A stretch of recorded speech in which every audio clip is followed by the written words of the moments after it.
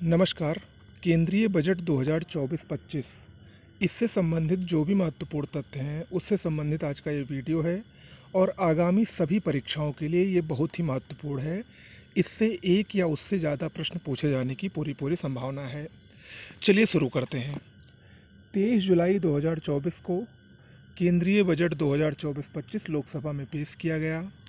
देखिए, वैसे तो बजट फरवरी में पेश होता है, लेकिन इस बार चूंकि लोकसभा इलेक्शन थे, इसीलिए जब नई सरकार का गठन हुआ तो ये बजट पेश किया गया। 18वीं लोकसभा जिसका हाल ही में गठन हुआ, उसका ये पहला बजट था और वित्त मंत्री के रूप में निर्मला सीतारमण का ये लगातार 7वां बजट था। आपको बता दें, बजट आर्टिकल 112 यानी 112 में वर्णित है। हालांकि बजट शब्द का उल्लेख भारतीय संविधान में कहीं भी नहीं है। उसके स्थान पर वार्षिक वित्तीय विवरण का उल्लेख है, जो कि एक वित्त वर्ष के लिए राष्ट्रपति संसद के समक्ष प्रस्तुत करवाता है और ये बजट वित्त मंत्रालय के आर्थिक मामलों के विभाग द्वारा तैयार किया जाता है। ओके, चलिए केंद्रीय बजट 2024-25 से संबंधित कुछ महत्वपूर्ण तथ्य देखते हैं। भारत की वित्त मंत्री श्रीमती निर्मला सीतारमण के अनुसार जो केंद्रीय बजट 2024-25 है, उसका प्रमुख विषय रोजगार, कौशल, लघु सूक्ष्म और मध्यम उद्योग और मध्यम वर्ग है। ठीक है, रोजगार, कौशल, एमएसएमई उद्योग और मध्यम वर्ग है। वहीं इस बजट में 9 प्राथमिकताएं तय की गई और ये जो 9 प्राथमिकताएं हैं, वो जो भारत सरकार का 2047 तक भारत को विकसित बनाने का लक्ष्य है, उसको साकार करने के लिए ये 9 प्राथमिकताएं इस बजट में तय की गई। और ये 9 प्राथमिकताएं कौन सी हैं? पहली है कृषि में उत्पादकता और अनुकूलनीयता। दूसरा है रोजगार और कौशल प्रशिक्षण। तीसरा है समावेशी मानव संसाधन विकास और सामाजिक न्याय। चौथा है विनिर्माण और सेवा। शहरी विकास पांचवा है। छठा है ऊर्जा सुरक्षा।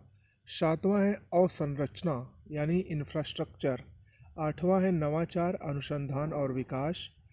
और नवा है अगली पीढ़ी के सुधार। तो ये 9 प्राथमिकताएं इस बजट में तय की गई। 2024-25 में अनुमानित प्राप्तियां 32.07 लाख करोड़ रुपए हैं, जबकि 2024-25 में अनुमानित व्यय 48.2 लाख करोड़ रुपए होगा। ठीक है, और इस व्यय में राजस्व व्यय लगभग 37.09 लाख करोड़, जो कि जीडीपी का 11.4% है, और पूंजीगत व्यय 11.11 लाख करोड़, जो कि जीडीपी का 3.4% है। ऐसा होने की संभावना, अनुमान व्यक्त किया गया है। तो यहाँ पर हम लोग देख रहे हैं कि जो प्राप्तियाँ हैं उससे अधिक व्यय है, यानी ये जो बजट पेश किया गया है ये एक घाटे का बजट है, क्योंकि प्राप्तियों से ज़्यादा व्यय है। ओके, आगे बढ़ते हैं। अब हम लोग जानते हैं कि सरकार के आय और व्यय के स्रोत क्या हैं। देखिए, सबसे पहले हम सरकार के आय की स्रोत की बात करें तो अगर हम 100% में देखें या 1 रुपये में जैसा हम लोग देखते हैं, तो सबसे बड़ा हिस्सा सरकार की आय का कर्ज और देयताओं से है, लगभग 27%। दूसरे नंबर पर आयकर इनकम टैक्स है, 19%। तीसरे नंबर पर जीएसटी यानी गुड्स एंड सर्विसेज टैक्स, 18%। और चौथे नंबर पर कारपोरेट टैक्स है, 17%। वहीं अगर हम सरकार के व्यय की बात करें कि सरकार का ये जो पैसा है वो जाएगा कहाँ, तो सबसे बड़ा हिस्सा कर शुल्क में जो राज्यों का हिस्सा है वहाँ जाता है, 21%। दूसरे नंबर पर ब्याज भुगतान, 19%। तीसरे नंबर पर केंद्र सरकार की क्षेत्रीय योजनाएं, 16%। और चौथे नंबर पर वित्त आयोग और अन्य अंतरण में लगभग 9% हिस्सा जाता है सरकार का। ओके, 2024-25 में भारत सरकार के जो घाटे हैं उनका जो अनुमान है उसको देख लीजिए, इम्पोर्टेंट है। राजकोषीय घाटा 4.9% अनुमानित है और ये सभी जो घाटे हैं ये जीडीपी के प्रतिशत के रूप में हैं। ठीक है, राजस्व घाटा 1.8%, प्राथमिक घाटा 1.4%। वहीं केंद्र सरकार का कर्ज 56.8% 2024-25 के लिए अनुमानित बताया गया है। ओके, बात करें प्रमुख योजनाओं और क्षेत्रों की कि किस योजनाओं को या किन क्षेत्र को कितनी धनराशि आवंटित हुई है। जो कुछ प्रमुख क्षेत्र और योजनाएं हैं उनको देख लीजिए। सबसे अधिक राशि रक्षा मंत्रालय को आवंटित की गई है, लगभग 6,21,940.85 करोड़ रुपए। शिक्षा क्षेत्र को 1,48 लाख करोड़ रुपए। स्वास्थ्य क्षेत्र को 89,287 करोड़ रुपए आवंटित किए गए हैं। मनरेगा, जो कि एक बहुत ही फेमस योजना है भारत सरकार की, उसको 86,000 करोड़ रुपए दिए गए हैं। पीएम किसान सम्मान निधि को 60,000 करोड़ रुपए आवंटित किए गए हैं। अमृत मिशन, जो कि 2015 में शुरू हुई थी, इसको भी 8,000 करोड़ रुपए दिए गए हैं। ओके, बात करते हैं इनकम टैक्स की। देखिए, इनकम टैक्स की स्लैब में कुछ परिवर्तन हुआ है। जो नई इनकम टैक्स की दरें हैं उसको देख लीजिए। 0 से 3 लाख तक जीरो इनकम टैक्स, 3 से 7 लाख तक 5%। पहले ये 3 से 6 लाख तक था, अब इसको बढ़ा दिया गया है 3 से 7 लाख तक 5%, 7 से 10 लाख तक 10%, 10 से 12 लाख तक 15%, 12 से 15 लाख तक 20% और 15 लाख से ऊपर जिनकी आय है उनको 30% इनकम टैक्स देना पड़ेगा। वहीं स्टैंडर्ड डिडक्शन में भी बदलाव हुआ था। पहले ये 50,000 था, अब इसको बढ़ाकर 75,000 रुपये कर दिया गया है। विदेशी कंपनियों की जो टैक्स की दरें हैं उसको 40% से घटाकर 35% किया गया। एक टैक्स था एंजल टैक्स, उसको समाप्त कर दिया गया है। ओके, अब इस बजट की कुछ प्रमुख घोषणाओं को देख लेते हैं। कृषि और संबद्ध क्षेत्र के लिए 1.52 लाख करोड़ रुपए का आवंटन किया गया है इस बजट में। प्राकृतिक खेती में 1 करोड़ किसानों को शामिल करने का लक्ष्य बताया गया है। 10,000 जैव इनपुट संसाधन केंद्रों की स्थापना प्राकृतिक खेती के लिए की जाएगी।